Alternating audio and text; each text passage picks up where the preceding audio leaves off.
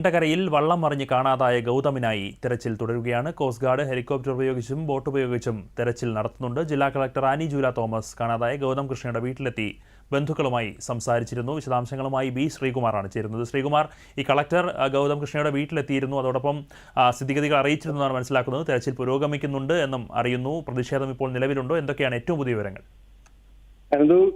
July 31-നാണ് ശക്തമായ തിരയിലകപ്പെട്ട് വള്ളം മറിഞ്ഞ് 3 പേരെ കാണാതായത്. ഗൗതം കൃഷ്ണൻ ഉൾപ്പെടെ 3 പേരെയാണ് കാണാതായത്.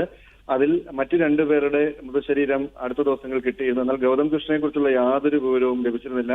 കഴിഞ്ഞ ദിവസം മകനെ കണ്ടെത്താനാകാത്തതിൽ അമ്മ രേഷ്മ കോസ്റ്റൽ പോലീസ് സ്റ്റേഷന് മുന്നിൽ നടത്തിയ പ്രതിഷേധത്തെ തുടർന്നാണ് തെരച്ചിൽ കൂടുതൽ ശക്തമാക്കിയത്.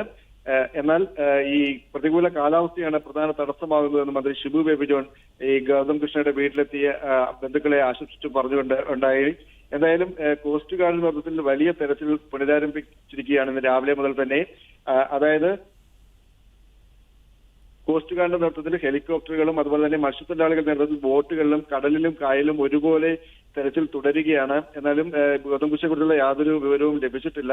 ഈ തെരച്ചിൽ നാളെയും തുടരുമെന്നാണ് അറിയിച്ചിരിക്കുന്നത്. എന്തായാലും MLA-യും മന്ത്രിയുമായ ഷിബു ബേബി ജോൺ നേതൃത്വം നൽകി തെരച്ചിൽ പ്രവർത്തനങ്ങൾക്ക് നേതൃത്വം നൽകിയാണ് ഈ പുരോഗമിക്കുന്നത്. എന്തായാലും ബന്ധുജനങ്ങളെയും മറ്റും ആശ്വസിപ്പിച്ചു തന്നെയാണ് മന്ത്രി ഷിബു ബേബി ജോണും അതുപോലെ കളക്ടർ ആനി ജൂല തോമസും ഇന്ന് എത്തിയത്. എന്നാലും പ്രതിഷേധം ശക്തമായി തുടരുന്നുണ്ട്. മത്സ്യത്തൊഴിലാളി സംഘടനകളും മറ്റും പ്രതിഷേധവുമായി രംഗത്തിറങ്ങിയിട്ടുണ്ട്.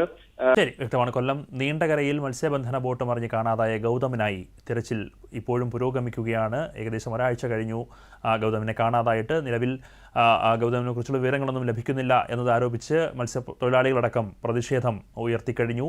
വീട്ടിലെത്തി കളക്ടറും മന്ത്രിയും അടക്കം വിശദീകരണവും നൽകിയിട്ടുണ്ട്. ബി ശ്രീകുമാറായിരുന്നു വിശദാംശങ്ങൾ നൽകിയത്.